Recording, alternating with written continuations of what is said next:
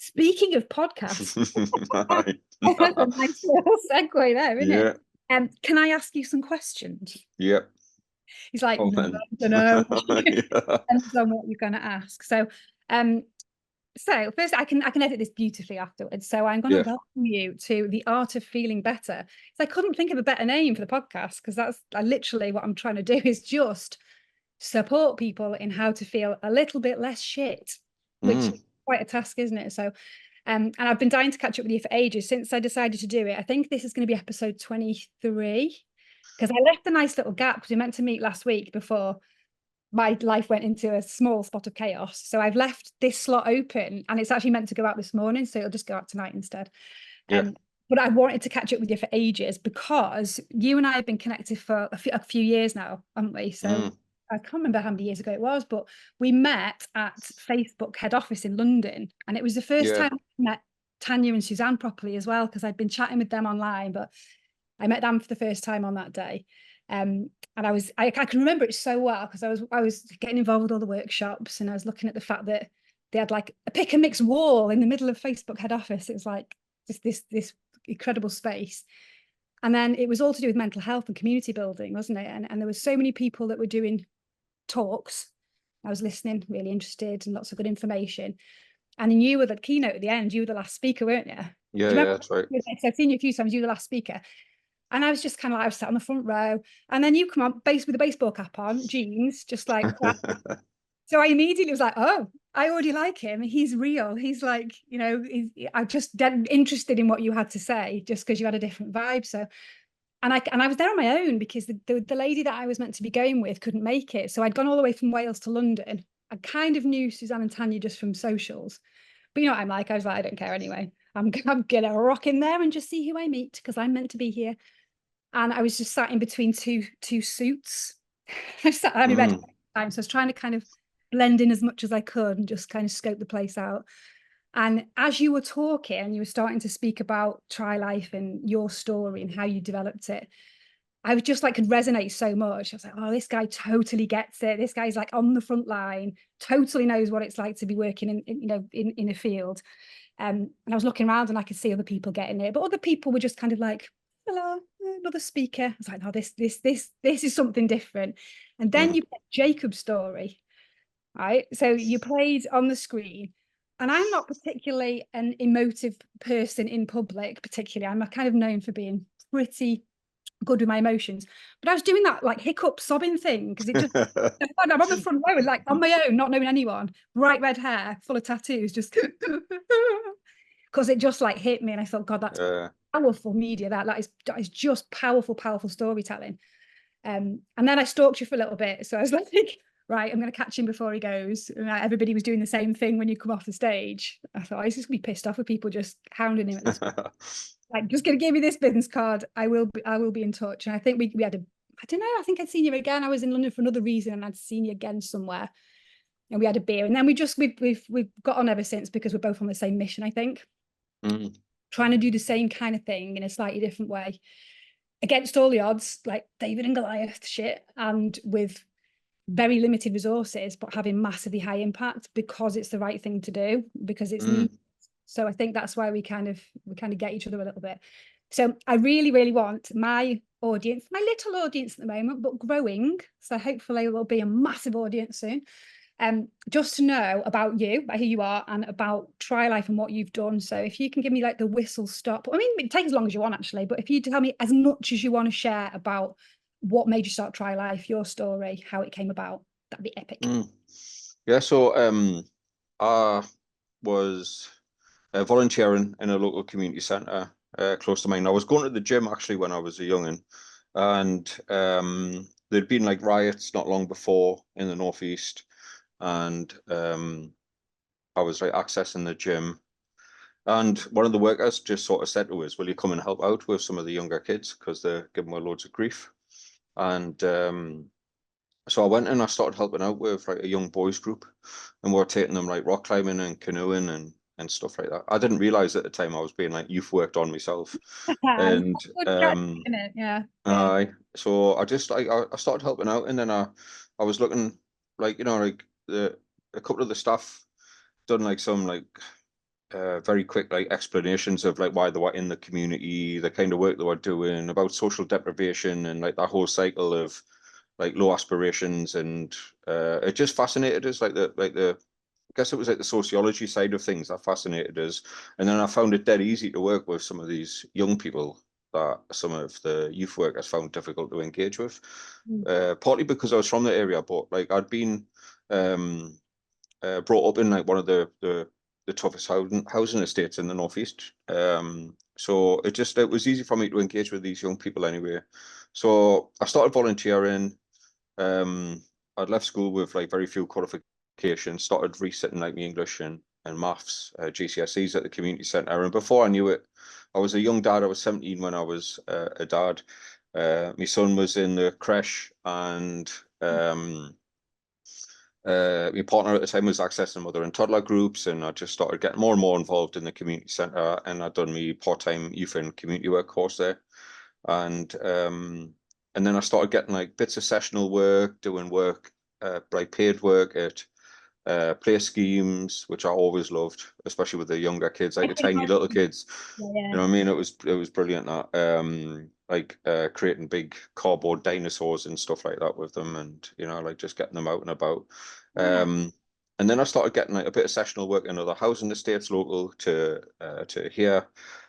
And eventually I ended up being a community development worker up in Asherton, which is a little bit further north, like the next mining town. And then from there, uh, I worked in Southeast London with inner city gangs. I ended up working on a homeless project out in Jamaica. I left Jamaica, worked on in Bradford after the race riots as an area community development manager. And uh, there was a production company got in touch, and they were wanting to make a film about teenage pregnancy, and they were like trying to get into housing estates up north, and they were from like London, and they couldn't get Yep. access, like they couldn't get the right kind, like they couldn't get real people. And so I went and worked on that project, and that was the first time I'd worked in media, and like combined like sort of media with like sort of youth work and community development principles, I think. And that project ended up winning a BAFTA. I left Bradford, came back to the Northeast, and I was working at Bernardo's teenage pregnancy team. And we'd won All Parliamentary Award, British Midwifery Award, British Medical Journal Award. Um, and for work with young dads, I was working with young dads like as a progression worker. So I was trying to get like young dads like into work or into college, into training. And and at the time, so like by this time, my son was 17-year-old. So I'd like sort of come full circle. Wow. And I'm now taking my son to work with these young dads. And I'm like, see that little baby you've got there? Like that was me back in the day. And like, this is what your little baby's going to turn into, like, like a fully grown man. Yeah. So, it was brilliant having him do a work experience with us for that week. It was really good. Well, good memories as well for both of you. Aye, aye. And like like my son was like the first one in the family to go to university. He got like he'd done amazing at his GCSEs and his A levels. He went to King's. He eventually got a first in social economics and political theory. He's like now a chartered accountant, lives on the quayside. He's almost 30-year-old. Do you know what I mean? Like he's 30 next birthday, and it's like wow. Um, How did that and happen? Mine's 25 this September. I'm like, I'm only 15 in my head. What's going on? I'm like, I can't understand how he's nearly 30 because I'm only 40. Do you know what I mean? Yeah, exactly. So, and then like I had my daughter when I was 20, sorry. And, both the kids are just like absolutely brilliant. And, I've always said to, well, especially my daughter, because she's got two sons now. So, I always said to my daughter, just be a better parent than what I was. And that's all I try to do. Do you know what Cycle I mean? breaker, aren't you? You're a cycle breaker that shows it doesn't have to follow through. If you've had a bit of a shitty start to life, it doesn't matter what Aye. you can, things can be different, can't they? Aye, that's it, man. And like, it's beautiful to see. Like, she's just an absolutely fantastic mother, like absolutely brilliant. And like my I two see on grandsons on your are, social. Like, are class, yeah, It's lush, man. yeah. So when I was at Bernardo's, uh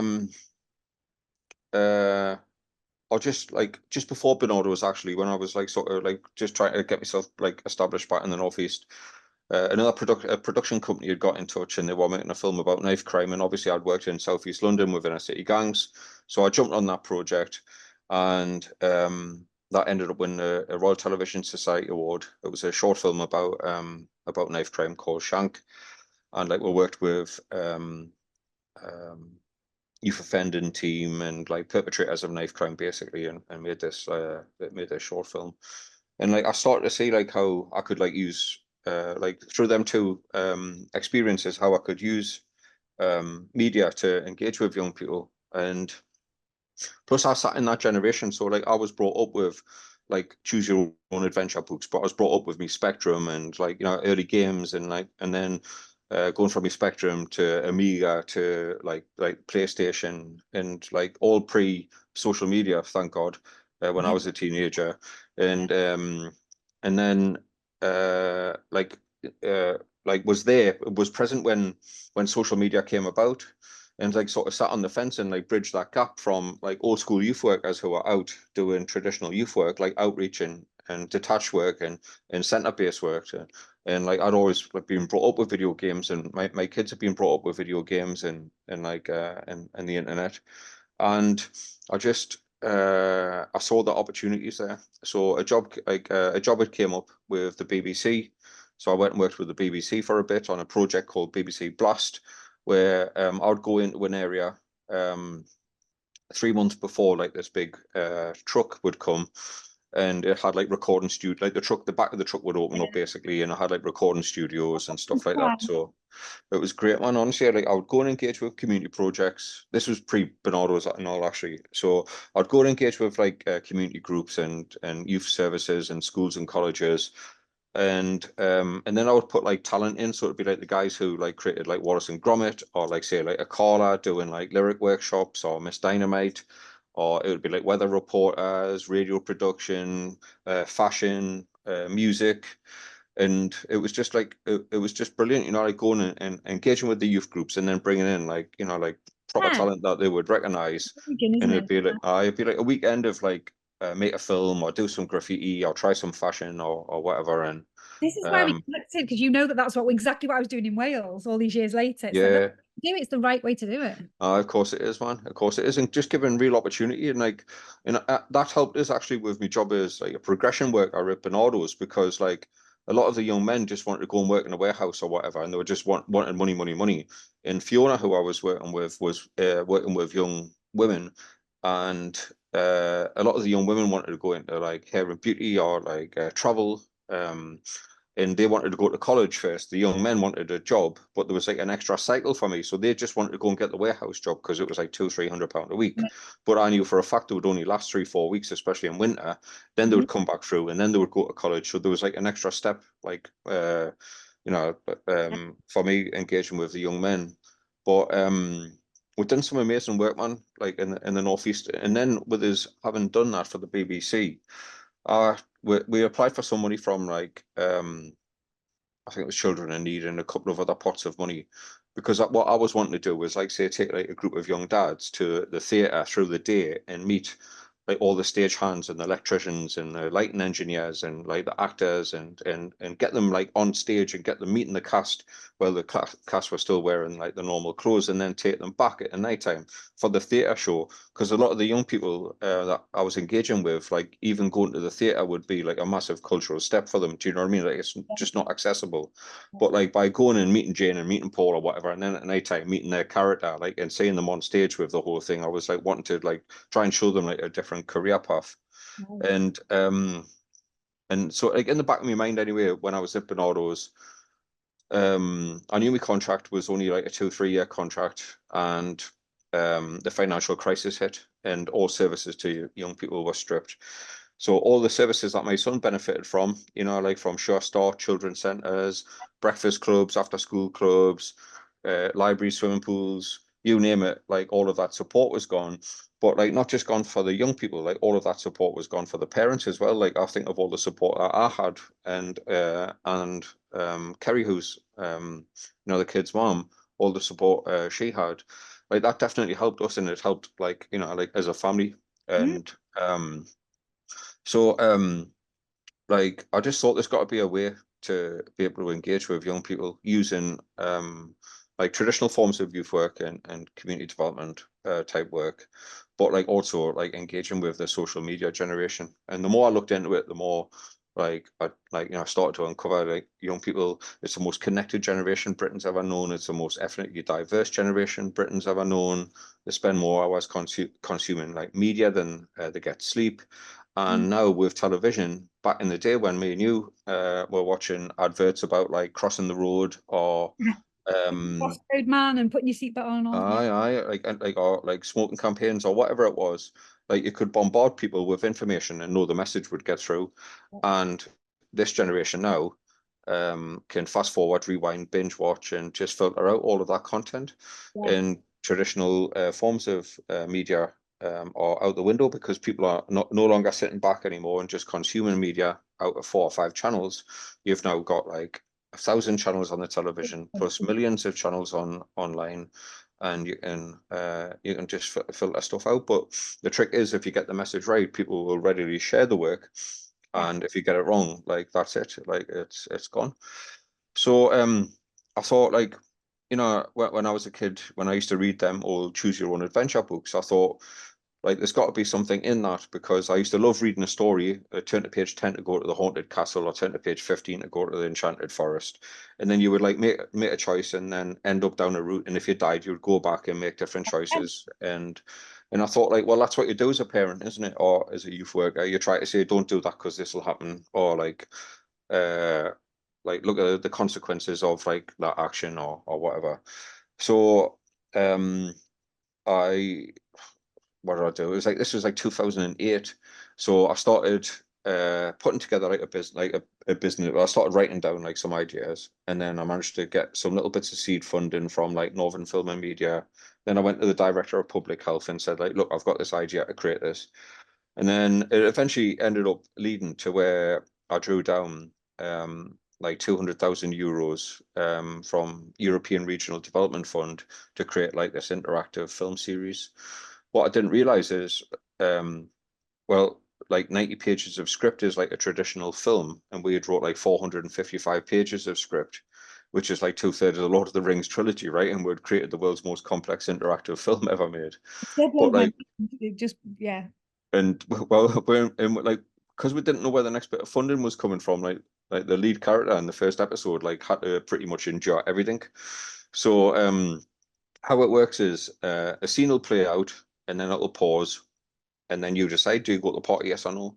Do you? And then if you go to the party, we filmed. So we film all of the outcomes. So imagine a family tree. That's what it looks like when it's mapped out. And when you get to the party, we filmed. You'll either get offered a spliff or you'll get offered a pill, and it's random. The game engine will pick which one, and it's up to you if you say yes. But everything in Trylife has a consequence. So you could take the pill and be fine, but the next day she's going to be on a massive come down and like not perform at all in the exam. Um, if you smoke a spliff, you're either going to be instantly ill or you're going to be okay. But even if you're okay, she's going to like forget a pen, and like everything's got consequences. It's a little bit more complex than that, but like just for speed, um, like everything has a knock-on effect. And if you go, if the character has unprotected sex, um, we wanted to like what we wanted to do with the choices give people real choice. So give them like, so if the character's gonna smoke a spliff, she's gonna go and smoke a spliff, like, yeah, I'll smoke that. No, she could end up like ill or end up okay. If the character has sex with her boyfriend, it's like she'll stop and go like, wait, do you have a condom? And he'll say no, and it's up to you if you say yes or no. So if you say no, he's gonna try it on again, or if you say yes, she'll be like, yeah, yeah. But then we stop it again. Like, are you sure you want to do this? And if she says yes, she has unprotected sex. Obviously, you don't get to see it. You know what I mean? It's like a teenage drama type thing, but it's implied like what's happening. And the next day, she'll go to school and say to one of her friends, "Oh my God, me and Theo had sex yesterday, and we didn't use contraception." So she'll go to a sexual health clinic, and I used to work in a sexual health service, and I wanted to like demystify what actually goes on in the sexual health service. So she'll go in, and we'll demystify exactly what happens. And there's like a really friendly sexual health worker there. She'll explain that she's had unprotected sex, and then we filmed like 12 different outcomes or 11 outcomes of that. So you've got a chance of pregnancy, chlamydia, gonorrhea, genital warts, syphilis, herpes, pregnancy, HIV, or you get the all clear. But the whole point of each of them is the character will always be naive, like, oh my God, chlamydia, what's that? And the Exactly. sexual health worker, Great learning resource, isn't it? I will Incredible. just like take the time and explain exactly like what the treatment is or what the course of action is. If you get the all clear, the sexual health worker will be like, look, Sophie, you've been really lucky this time. You really need to think about your long-term contraception. And then she explains about like, about the coil, about the implant, about the combined pill and condoms and all of that kind of stuff. So you Yeah, can go back and play it again. And like what we found with young people is they would say no to the party, no to having sex, no to doing this, no to do that. And then they would turn around as if like if I passed. And all I'm right. like, it's not a Yeah, test. I'm like, yeah. it's not a test. Like, why don't you go back and make some mistakes on behalf of the character and see what happens? Yeah. And then when they realize they've got the freedom to go in and try stuff, and because everything has got a consequence, like the like if you make like a wrong choice, there isn't any positive outcome that comes from it. Like it's always a learning curve. Um, like it's just a great way for young people to experiment. And because the character is always naive, and she's got two friends, she's got like a little devil friend that sits on her shoulder. Yeah, let's go to the party. Yeah, let's have a pill. And she's got another one who's like, no, I don't think we should be doing this. And Humor, it, isn't it? uh, and like things can happen to them as well. So she can end up getting spiked. One of our friends can end up being spiked. One of our friends, like, if she goes upstairs when she's at the party, she leaves one of her friends downstairs who's vulnerable, and she ends up being attacked. There's a load of little learning, like very subtle learning experiences within that episode.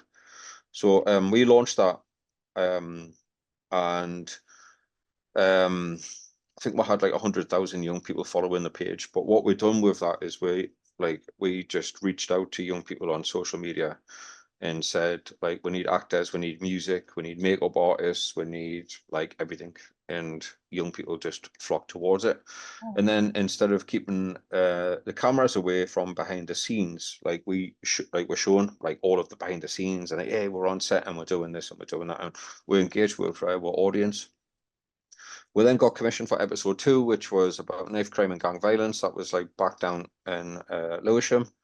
And we went this time and realized we made like a lot of mistakes. Or like and realized there was a lot more opportunities with the second one. So the second one we could concentrate a lot more on the aesthetics of like how it looked. We mm. realized that we'd overcooked the first one massively by 455 pages, and we could trim it down and make the decisions like it doesn't have to be as complex as the first one You to don't know engage until with you people. know, though, do you? You got to explore that. Aye, that's it. Aye, because like some people would go to the party and go like, "Oh, I've been to the party and I've been offered a spliff," and then we'd be like, "No, you've got a 50-50 chance of like a spliff or pill, and Yeah. you've also got a 50-50." Like, and it just grew like exponentially. This map was like massive. So what we done with the second one, a lot better was we went down and worked with a youth offending team, police, people from NHS, like emergency room, A&E, sorry, and children's services. And like we basically sat in a room with like about 20 different agencies in their set, because we were working in Lewisham, which was like the most murderous borough, um, in dealing with knife crime, like almost like on a daily basis. And we sat down and they told us all of their horror stories, and that's what formed like the backbone to our story. So then Really? when we went and engaged with young people, they were like, "Oh, that's happened to my mate." And it could be something as simple as like them getting like a young girl to carry the drugs or carry the knife or carry the gun, because the perception is they'll get searched less, and then that young woman being arrested and charged with all of the offences that gun had carried, or getting caught with the drugs. And so like that formed the backbone to the story. And so when we went and engaged with the young people, we weren't going in as like police or as NHS or like figures of Very authority. different. We're Yeah. going in and saying like let's make a film. This is what we've wrote so far. Wow. And they put like the language and culture and all of that kind of stuff in there. And we worked with like gang members, ex-gang members, in with the colleges and schools, and we created that one, and that launched at the BFI like on a big screen. It was brilliant, like having like a cinema full of like young people and all of their parents. And we got commissioned for episode 3, which was Jacob's story, which is the one I shown when I met you. And I still watch it and I share it in groups now. I share it all the time, and it still does the same thing to me. I'm like, just Aye. ignore me. It's powerful, man. Yeah, well, I like the first one. We had like, well, there was a lot more humor in the first one, I think. Yeah. And then the second one, with it being knife crime and gang violence, I went down and like met the Ben Kinsella Trust and met like victims of like knife crime and families just devastated by it. So like what I had to do is like service to it, and then like the mental health and suicide one, I've lost like over 30 friends to suicide. And it's just like and we couldn't write it like someone like like being depressed or being suicidal and then just being like follow this path and like today like they're all right. Wait now, yeah. No, Yeah. I like because mental health doesn't work that way, does it? So Um, this one was very different. The previous 2 films were about getting the character to an end destination, yeah. and Jacob's story is one scene, like, and then you've got a choice of 2, into 4, into 8, into 16. And it's more like the more you watch it, the more you reveal layers to one story as opposed to getting the character to like somewhere. An end, And yeah. then you get to see the impact that mental health has, like his mom's mental health has on him, or his teacher's mental health and his friends, how they can swing it back round or they can contribute, like, and like it took a lot of planning, that one. And like plus we didn't want to show method, we didn't want to trigger anyone, we wanted it to be a resource where people could relate to it and go like, wow, that's what I'm going through, and like reach out for help, rather than it being something that had like a detrimental effect to people. So we filmed that one, and then we got commissioned for a child sex exploitation and grooming episode, which was filmed in Leeds, and that's being released later this year. And then we done one about isolation and loneliness, which was in Essex, and that was the first time that we used more than one character. So in like Essex is like a huge county, and some of the young people were isolated because they lived in a farm, like really remote. So they were picked up in the morning on a bus, especially in winter, drove to school on a bus, and then spent the full day in school, and then all the way back to a farm, and then just like isolated because they're miles away from anything. And then we had like, another character who's autistic. We had uh, our first trans character. We had someone who the parents lived in the city, so they're surrounded by like extreme wealth, but the parents are in London and they're just eating like takeaways and stuff like that. So, and then like someone leaving care. So we tried we looked at like what does isolation and loneliness mean, and then we broke it down to like actually it means a lot of things to different people. Yeah. So like it was that one was more of a linear story where you shoot off and see each other's experience of isolation and loneliness, and it comes together. It's a bit like a Breakfast Club, like Yeah. 80s Yeah. movie Breakfast Club type film. Do you know what I mean? But like still with like interactive elements to it. And then we've done a teenage pregnancy and perinatal mental health episode, and we worked with like again that was that so this was shot during COVID, so it was meant to be what was the original location? Anyway, we ended up using the Nightingale Hospital for that one. So this was like a hospital, like ward, like a labour delivery ward. Wow. Uh, the Nightingale was empty up in Sunderland, so we managed to get access to it. So luckily enough, they didn't have to use the Nightingale during COVID. So we had like a 20 million pound set like to ourselves, which was like amazing, like all the right equipment in and all Wow. of that kind of stuff. So Wow. we worked with the NHS, we worked with like midwives who dealt specifically with like drugs and alcohol, or like we covered everything from like breastfeeding to like stopping smoking, drug and alcohol, domestic violence, disability, um, leaving care, and like, we worked like so we basically worked with like all the top midwives, and they give us all the information that we need. That we then put that into a storyline, and then we had this fictitious ward with like 7 characters. They've all got their own stuff going on, and would flash back to their houses and see like what was going on in their lives. And we had like an evaluation done as well at the same time from Sunderland University, which just like showed like Trylife is just just an amazing way of engaging with young people. We then done another uh, another film which was bolted on to the isolation and loneliness one, and it was like a post-COVID Right. type film. Okay. So it was like young people coming out with like mental health, like coming out of COVID. Like Yeah. I know like my stepdaughter, she was only a teenager at the time, and I couldn't think of anything worse than being isolated when I was like, you know, like 13-year-old or whatever from like friends and My kids sort of had it worse than the other two. The younger two, it's same age, isn't it? Teenagers to GCS. It's just, yeah, it's massive. We haven't seen the effects either yet. They're not I in it. yeah, just horrible. Do you know? Because it's just like a key part of your life, isn't it? That like, you know, So, when you learn out about boys and girls and all of that kind of stuff. Do you yeah, know what I mean? And relationships and friendships and everything. So um massive. we done that, and then we bolted that episode. Like we used the same characters from the isolation and loneliness one. Plus, we wanted to dispel some of the myths about COVID and you know like a lot of stuff that was going on social media, because like a lot of it was being targeted like at that generation. So Yeah. one of the main characters, his parents like died of COVID, like, and we had like a character that was like being quite dismissive, like, oh, like it was not worse than a cold or anything, but like, you know, we have to remember, like, I lost family members through it, and Yeah. you know, like a lot of people lost friends and family members through COVID, and so Yeah. like the good thing is with Trylife is, it's just like it's a really good it's like an intuitive way of learning, and like we can throw some curveballs, and we can just allow people to experiment uh and then go back and go, right, well, I didn't expect that to happen, or Yeah. like, or if you're unsure about something, like especially like say the sexual health scenes, or um you know, like some of the issues that we're covering,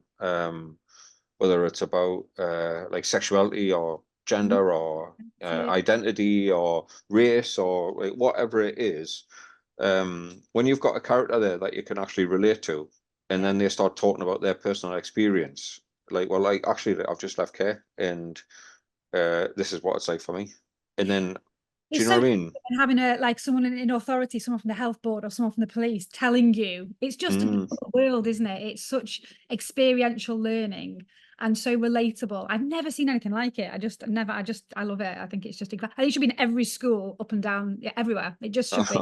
What a Oh, resort for teachers to have. I know you've got packs for teachers as well. It's like that's the whole yeah. point of it, isn't it? Is it's a learning. Aye. Well, we've just we're finishing off this e-learning resource now at the moment, and it's rolling out into like 15, 16 areas, like as a test bed this year. We had the evaluation done. COVID like really did not work because like we just like we'd got a lot of momentum before COVID. Like when I met you, when I was at Facebook, I'd been over, like, so we won innovation in youth work, innovation in health, innovation in social care, innovation in business, came runner up in like outstanding contribution to youth work. We won pitch at the Palace, we won placement provider awards. Do you know what I mean? Yeah. And then Your I got viewing to, as well, your numbers. Tell us about like before that bit. Your media numbers are massive, but you were catapulting your yeah, reach. yeah. So like it just went crazy. Like I think it was, I'll get the numbers here just want to make sure I'm right. But like we reached uh hold on. So in 28 days, we reached like 140 million people in America, which is like 65% of all Facebook users. We reached 25 million people in the UK. I think there's only like 60 odd million in the UK. It was just Um, that trajectory was like when I'd say it was just flying, and then like you say, COVID did uh, you were in America, weren't you? yeah. And then we You got had like you got to 849 million social media impressions. Don't need to wow. say that. And like nearly a billion social media impressions. We reached like 188 million people, which is like a percentage of the planet. You know And it's relevant. You know it's relevant. You know it's meeting an unmet need. You know people want it. uh, It and is then like so like a lot of people were coming. So we decided on social media like not to get involved in like politics or religion or anything like that. And like if we're gonna like make fun, we'll make fun like, so it's like it's not making fun out of someone, it's making fun out of yourself. yeah. And Yes. so we've started posting like positive like memes and like funny memes and stuff like that when we weren't in production. And it was just like a brilliant way. Like if we're going and engage with like a school or a university or college, we can get the English students involved in script writing. We can get like the drama students, film production. electrician students, like hair, makeup, fashion. Do you know what I mean? Like advertising, marketing, youth work students, health promotion. And you can pretty much like advertising, like we can pretty much get like music students, we can get like pretty much the full campus involved.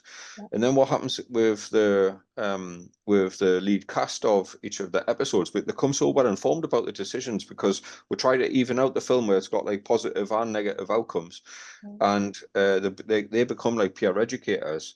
So like now we're using the actors to go into schools and deliver workshops, and we can put it up on the big screen, get the young people like interacting with it, and then we've created like a load of resources for teachers and youth workers and anyone that engages with young people, like around like drugs and alcohol, sexual health, equality and diversity, relationships, and we're going to keep adding to that. And also the work that you're doing is just it'll sit perfectly on there, so we can like direct people straight over to the work that you're doing. And uh like it's just a brilliant way of engaging with young people, and because the professionals have like helped shape the backbone to the stories with like real life like what they say on a professional level, like on a day to day, but then it's got like the real life lived experience of the young people who put like the language and the culture and like their personal experiences like in there. Like we managed to have created like some pretty amazing resources. And then off the back of it, we got over to America, and so went over to Hollywood, and I was like sort of presenting Trylife. A lot of the other people I was like surrounded by were like film directors and like selling like horror movies or selling whatever else. Be like, all right, I have arrived. And I just like I just got there, and like I'm not quite sure what my role is, because like I'd sort of like work with the writers, I'll bring the director and make sure like everything's all like I just like I'm really good at pulling like people together and just making stuff happen. Do you know what I mean? So I guess I'm an exec producer or something in like the film world, but I got up in Hollywood and I was like, I'm not here selling anything. This is what we've created. We've created like the world's most complex interactive film ever made. And like this is what we're doing. And the whole audience like just sort of piled over, and they were like, here's a business card, here's a business card. So Yeah, I get that. so that night I was sitting like eating a burger watching Donald Trump win the election. And with like exec producers of Crash, and I love that movie. It's about racism and stuff like that. It's brilliant how it's wrote, it's a great movie. And then the next morning I had like there was this woman had said, will you come to Compton with us? And I was like, oh, I'd love to, because like I love working in like the dodgy bits, and I've I lived like worked in Jamaica and with kids from like Israel and Palestine and Ukraine and like all over. And so I went to her house the next morning, and I didn't even know who I was meeting because it was like a scrap bit of paper with a telephone with our address on. You as well. So so I went anyway, and there's pictures of her with like Harrison Ford and Ridley Scott and Steve McQueen, and I'm like, wow, like whose house am I in here? And we're watching like Donald Trump, like officially win, and like California was just like in shock. And now I'm like heading towards Compton, and this is like the producer of Blade Runner. She was like, Paul, did I tell you what I've done? I was like, no, this is the producer of Blade Runner. So went and delivered like some workshops with young people in Compton, and I was saying like you don't have to be like a wealthy white man from Hollywood to make a film. You've got like the power in your pocket with your mobile phone to change the world, and like this is like how we engage with our audience, and like by getting people involved. And when I come walking out of there, we ended up meeting this woman who was like sort of like, what you doing in Compton? And I showed her a trailer of Trylife, and she was on the phone. Terry is a white man. He's been in Compton. You should see his work. It's off the hook. And then I ended up like out having like a few beers with like the heads of the Crips gang, and then I was like, why don't I tell like the real story of like the Bloods and Crips gangs?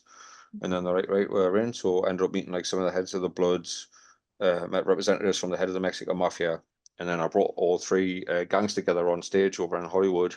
Who does And that, Paul? Like, who does? We know at the time this could go either way. oh, I could have went really wrong, really wrong. But like like a lot of these men, like like especially the OGs, like the original, like the top ones, they want to see change in their communities as well, do you know? And It's a so machine that can't stop, so they need help, don't they, to be able to do I that.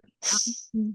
and like and especially doing something interactive, it just lends itself really like towards that. So like after I'd spoke at that event where me and you met, I went and spoke at Facebook Grow, and I was on stage with like Louis Theroux and like Norman J, the DJ, and like a load of others, and they were going to fly us out to San Francisco on the 3rd of March. And then that's when Facebook shut its offices down because of COVID.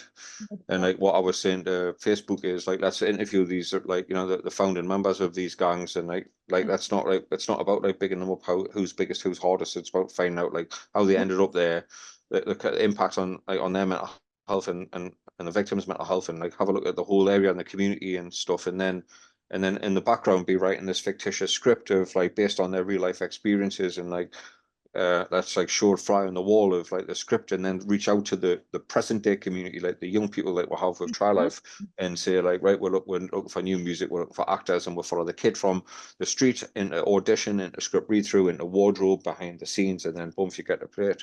And that would have been like Trylife, you know, like first like international film, and then we could have picked that model up and moved it anywhere, like South Africa, Australia, you name it, we could have took it anywhere. Yeah. And but like COVID put a stop to that. But luckily enough, during COVID, I'd applied for a bursary from AMR, A Million Realities. And the difference with this bursary to like others was it was all centered around putting the founder on their feet. Yeah. And like it was business support, but it was like putting the founder on their feet first. That's so And different as well, isn't it? That's such a great way to look at it, because you can't have your impact if you're not I supported. Yeah. so like they took it away to like Morocco for a week, and they had like a psychologist there. I've not uh I've not done like therapy or like yoga, breathwork, like nothing like that. But I thought, right, if I'm applying for it, I'm just going to throw myself in. Like, what have I got to lose? I'm in my forties. Like, I may as well and it's like I feel like I've worked all my life helping other people, and I thought this is the first time for like me to spend a bit of time with like for me. Yeah. And like I didn't know COVID was happening at this point. It wasn't until I think we were one of the last flights into the UK from Morocco.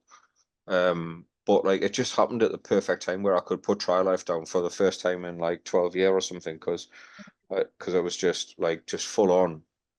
And out in Morocco, it just like completely broke us. I think I think I'd like rammed everything in from my past into a cupboard and just rammed it shut, and then I took everything out bit by bit.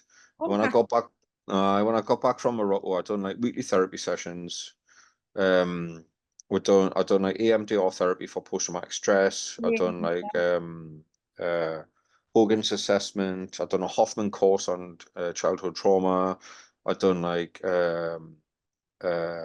constellation work. I've done like the But amount you, of therapy I've done must have been about 75 grand's worth of therapy, like easy, and it was all paid for. And like I just I don't know. I took everything. There was times where I took everything out, and I just like, why am I dealing with this? Like I've already dealt with this a long time ago. But then I realized some of it I didn't need anymore, and I could pack that cupboard a yeah. lot neater. And I freed up like a quarter of me, like maybe half my brain, I think. It just came out the other end like a different person. Do you know what I mean? Yeah. With like just, and I realized like when I got diagnosed with mania as well, which makes a lot of sense because like my manic behavior has been probably the driver where trial life's come from. Do you Need know to what I be mean? it. Well, you just have to have the skills to temper it and balance it, don't you? That's it. And getting diagnosed with that, and then looking into that, I just realized like, oh, I have these like manic bursts of like energy and like, and just like little things like even like alcohol, like at night time, there'd be times I'd be up from 4 o'clock in the morning, and then I'd have like a 20-minute sleep at 9 o'clock, and then I'd work through till afternoon, have an hour sleep, then work through till tea time, and then it'll be 12 o'clock at night, and I'm still grafting, and sometimes like a bottle of wine would just like take us from 100 mile an hour to zero, and like I'm just a lot kinder on myself now, uh Because you're aware. and You're aware. When you're in it, I even aware of any of this. You're just like, that's just life. That's just me. That's how I am. I don't think you can connect the dots until you've had decent therapy and done your shadow work. You suddenly, it all starts into place, isn't it? You're like, okay, that's why Yeah, these are the good bits. This is like the creative bits that are great. These are a bit toxic. So let's kind of yeah. sort them out, keep the good bits. Aye. I mean, like, you just look at yourself in a totally different way. The Hoffman course was just brilliant. That was a week residential. Um, and I came out of that completely like with just a new mindset. A game changer. Um, I like some of the stuff I've done as well, like I would never have done but I would never have done I don't know, I just like had personal barriers up against some, like I'm like, oh, God, I couldn't be bothered to do it, and I'm just gonna throw myself in, and but I'm pleased I did. I'm really pleased I did, and like a million realities have just took on a new cohort, and we've had like a bit of input into like the next bit of stuff they're doing, and I've got like a residential with them in October. I think it's a week, and hopefully get to meet some of the latest ones, and then I'm sure they'll do it again next year. But Each it's one pass on your wisdom, and you can pass on it's just, uh isn't it? You're relatable, and you can share your story and your wisdom, and you're doing it authentically. That's what Trylife is. You're kind of building in that authenticity and proper storytelling. it's a great one. Everybody else engaged. This is my thing. It's about connecting everybody in to play their part and to have their voice heard, not presenting something and going, look how great this is, look what we've done for you. It's like, Yeah, do it with us, build it together, because everybody heals collectively then, don't they? That's uh and I what think like a lot of people think like therapy sitting down and like just like complaining, and or not complaining, but like, oh, right, woe's me and all of that kind of stuff. But a lot of the therapy I've done it's quite the opposite. Or maybe that's what my what I thought were. Like, I didn't want to just sit down in a room and talk about how bad my childhood was, or like how or whatever issue. Do you know what I mean? Like, It's just um, all part of therapeutic interventions, though, isn't it? And that is what most people consider is counsel, traditional counselling. yeah, Lie on a couch while somebody picks I, your brain, and it's not. There's so many different ways. Like EMDR, you mentioned, the EMDR is cracking, brilliant, really good. I, Just so many, and you need to explore, don't you? That's the whole point of my work is creating a container that's safe, that people can explore without judgment and without that kind of fear. And it's not like do this and you'll feel better. It's here's loads of stuff. Let's find out what you need, what works for you, and people build their own versions. Then, like you've yeah, found what works for you, haven't you? that's it. And I think like putting Trylife down just like allowed us to view it in a very different way. Yeah. Um, like I'm glad that you're glad you got some good out of that. Having a pause, power of the pause, I. power of the pause. Oh, it is. I mean, like we've struggled, like we've bounced, like everyone wants to use Trylife, but like trying to bring money in the past has been extremely difficult. Like, oh, it's a brilliant resource. Like, can we use it? Yeah. Like, can we have some money like to help towards it? All right, well, I haven't got any money. There's always been like the case, and it's a real shame that something that's been created by like young people for young people has struggled, and Do you think that's getting because all in the places that have this is what I find. I've been talking about this in most of my podcasts so far has been around sort of education, especially the beginning ones. And I'm still banging my head against that particular wall that this and this is my personal experience out in the field. The systems that are broken and that are sort of harmful are still trying to fix things using the same system. I And totally are. new innovations are having the most impact, but they're just stuck on the side. Like, no, we do things this way. This is the way Yeah. it's always done, and this is where the money goes. But we actually need that. So can you just give it for free? And the people that are doing the good work are generally very compassionate, usually traumatized themselves, and they're doing it for a reason because they know what it feels like. So they want to help, don't they? And you think, yeah, just Hmm. as long as it helps people, it's fine. And that imbalance is it's so strikingly obvious, and it's not sustainable because then the leaders and the people doing the good stuff just burn out and give up in the Hmm. end. That thinking has to shift. You can't fix things with the thing that started the problem in the Yeah, first place. yeah. Like I'm not going to name the organization, like any organizations, right? But there's some people with some serious spending power on tackling like health and uh, Yeah. well-being issues for young people, and like I've like it's like before lockdown, especially, it was like, oh, come down to London, come for a meeting. And like, there's been times where I've like, do I pay my rent or do I take a chance on this meeting? And like, I've took a chance on the meeting to get London, from. yeah. I get from Newcastle to London isn't cheap on a train, Yeah. and got down there, and then like they're like, it's like like Trylife is brilliant and stuff, but like we've just put like £2 million into this comic strip. Could you like just push it out on your social media? And I'm Oh, I've had like that. no, and I'm going back home now and thinking like, how am I going to pay my rent? You know what I mean? Like it's like All this basically, way, isn't it? I do you know what I mean? Yeah. And like you say, like it's things like putting chlamydia advice on beer mats. Like I've never ever been out on like for a pint and thought like looked at a beer mat and thought I'm gonna go and like phone this number and get a chlamydia Yeah. test. It just doesn't happen. And I think especially well, for young men, it doesn't like and then same with like a poster campaign. Like, is it reaching the people that you want it to reach? Are they going to read it? Like, what's the impact of it? How can you like quantify and it's frustration um uh uh, for a lot of people, especially when you're using like innovative ways and you're looking at like how young people access media and stuff. Um, and and if it's not about you know it's working and you know you're meeting a need and you're like, look, here's the data, this is what works. And they're going, well, what on earth could we do that works? And you're going, hello, it's here, we have it, uh, but we just don't know what works. And I yeah, don't know whether you agree, but I think the difference is, from my experience, it's the people around the table, the leaders, have the wrong thinking and they don't want to engage with the people who have the issues because they have the solutions. And that's where you and I are different. A lot of other great people doing great work.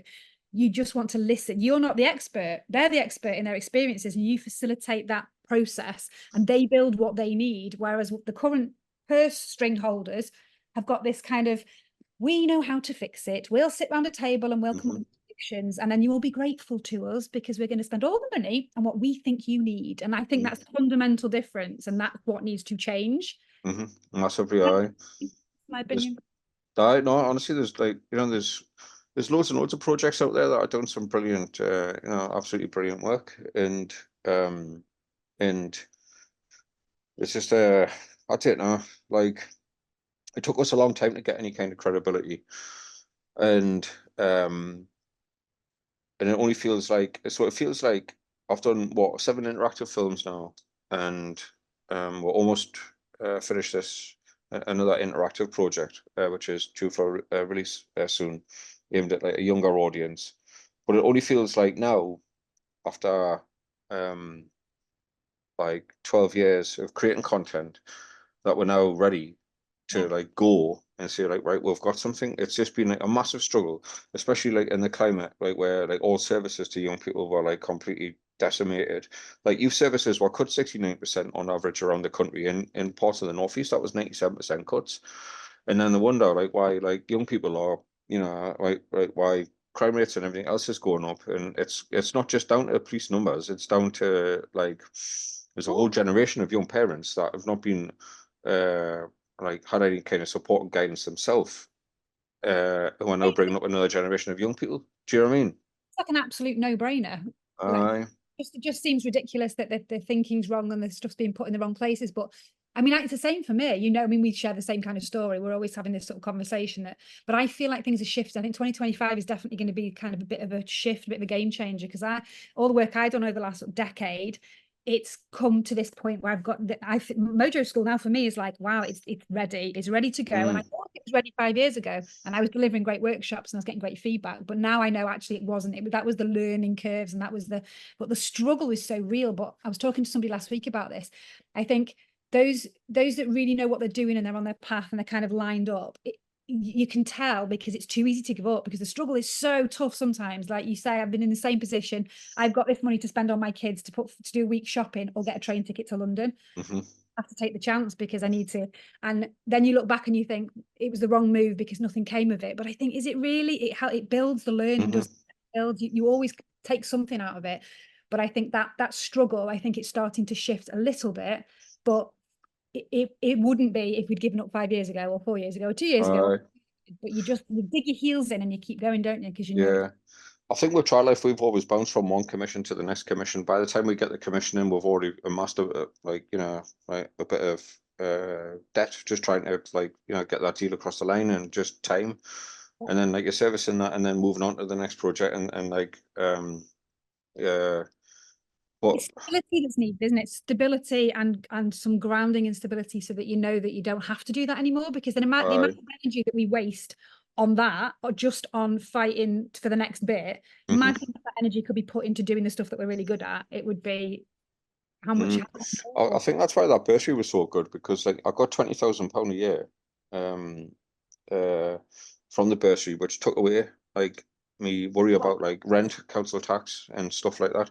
And especially that happened, during lockdown. So like the whole world's just shut down. And then I'm like, like, it was heartbreaking for me, because a lot of the young people that like are sort of come through the ranks of Trylife and we're starting to like go and get like independent film work and stuff. Like everyone's sitting at home watching Netflix and watching television, but like people in the arts weren't covered by a lot of Oh, that I money. know. Do you know what I Yeah. mean? So like you're watching stuff that they've created, and they're the ones that like they weren't eligible for the £10,000 because they don't own a business, like a premise. And then there was just like there was loads of people like, and I just like saw so many freelancers, like having to like sell equipment and all of that kind of stuff. And it was just a massive struggle. And luckily enough for me, I was like sort of lifted out that to like a certain degree, because like I just had peace of mind with that. And then I had like all of that therapy. So I know a lot of it was done like on Zoom and stuff, but um like it was like just a real challenging time, wasn't it, for for I everyone. believe that's because you've got big work to do. Like your story, like it's like you've done so much, but I think it's just beginning, because the whole thing is built, the infrastructure is there, and it's now really, really needed more than even it was before. And I think that had to happen for you to have that bit of peace and space about what was going on for you, because then the next phase is going to be really full on, and you wouldn't be able to get through that without having been able to pause. So it's all Well, perfect, like right? even if Trylife wasn't to survive, like even if Trylife was to come to an end, like I know for a fact that like during all of them years of austerity, I've managed to one, keep myself employed, managed to create something groundbreaking, managed to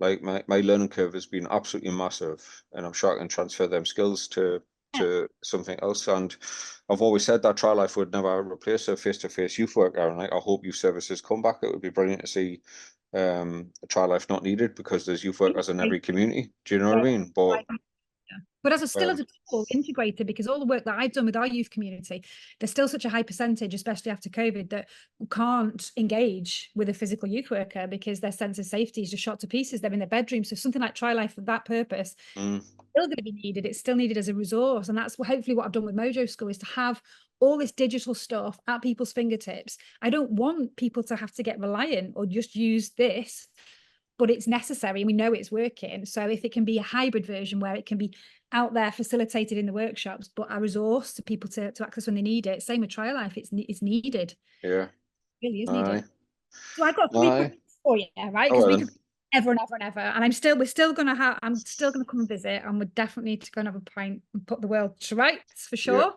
So that's on the card. But three questions I've been asking everybody that I've spoken to, and I haven't yeah. given you any prep either. So you're gonna have to just answer whatever comes to your mind. So the Okay. first question is like a big one, a really big one. How can we change the world? How can we change things? Um,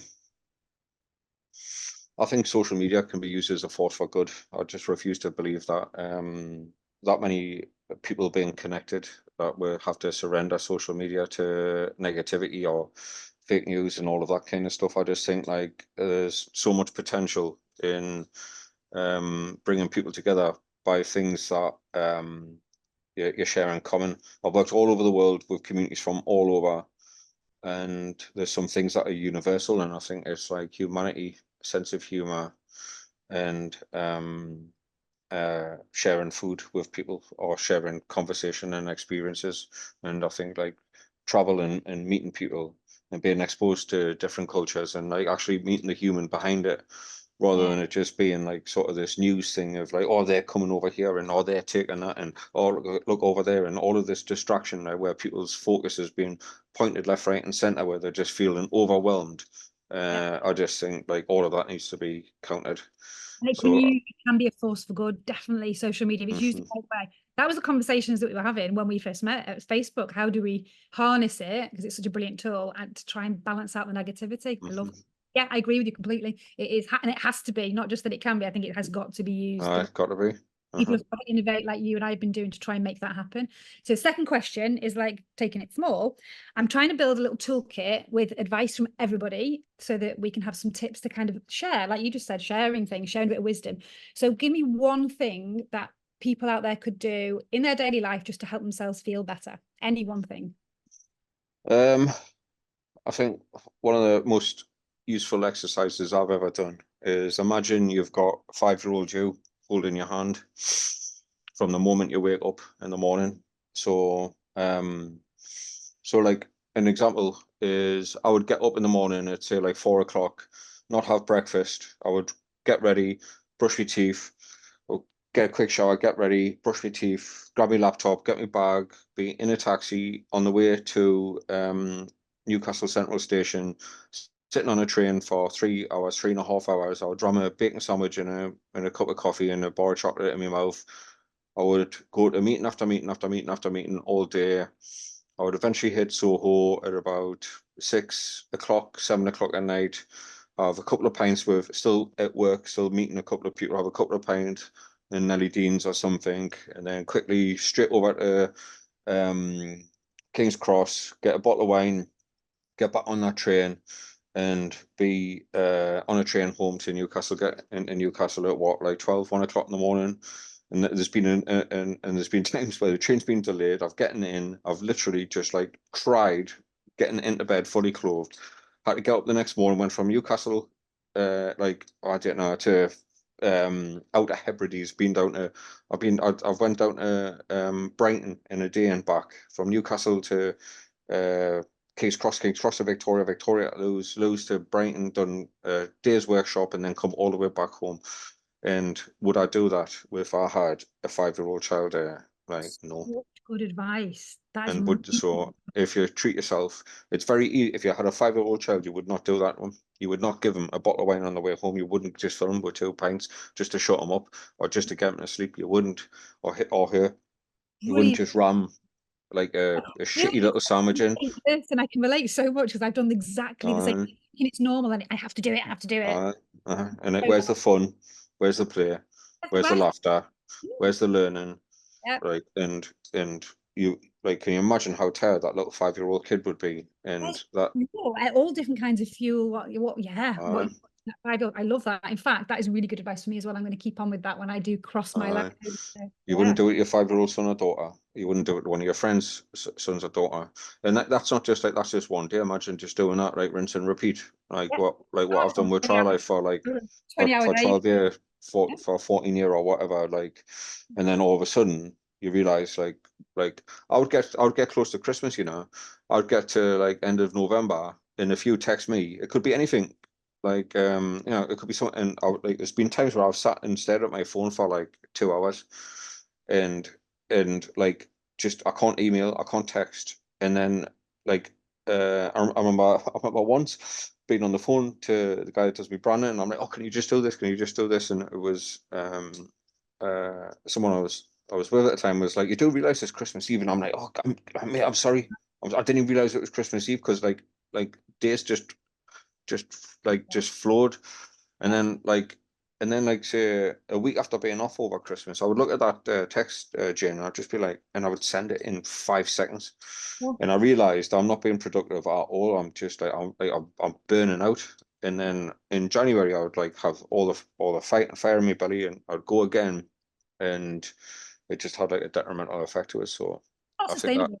You just can't keep it, can you? You've got to. And at some point, like you had your bit where you realized that I had my burnouts where I had to wake up and think, well, I can't do this anymore. It's ridiculous. Of course. mhm, And I think you get to that point where you have to just balance it, and you can still do the good stuff, and you can and you light up, and you still have the fire in your belly, but it's yeah, from a of purpose and authenticity, mhm, trauma and drive. It's a fine line, but there's a big difference, isn't there? mhm. The last one Go on. is because we're building a Spotify playlist as well. I'll send you the link later. There's some ace tunes on it so far. It's really big now, but we're building this Spotify playlist, and everyone's throwing in their songs that make them feel good. So, what song, if you're feeling like crap and you want to feel better, what would you put on to cheer yourself up? What's your feel good tune? Don't Breathe Out by Roots Maneuver. Okay, that's a new one for me. Right, I'm going to have a little bit of that one later. Don't read that right. Okay, I'll get that straight on there. I better. Yeah, cool. Have a little list. We've had some right random ones coming out, but I love No kidding. everyone's version. Everyone's sharing new music as well, which is really cool. So I love Mhm. that. Excellent. Right. Well, I'm not going to take up your time any longer because I think we've covered loads of stuff, but maybe we can do a part 2 at some point and Well, aye. where we're at, see if we, yeah, see how far we're going with both of our projects. But yeah, I think we're going to do a little bit more collab and I'll make sure there's all links to Trylife on the back of this as well and on Aye. Mojo's. Good stuff, man. Good stuff.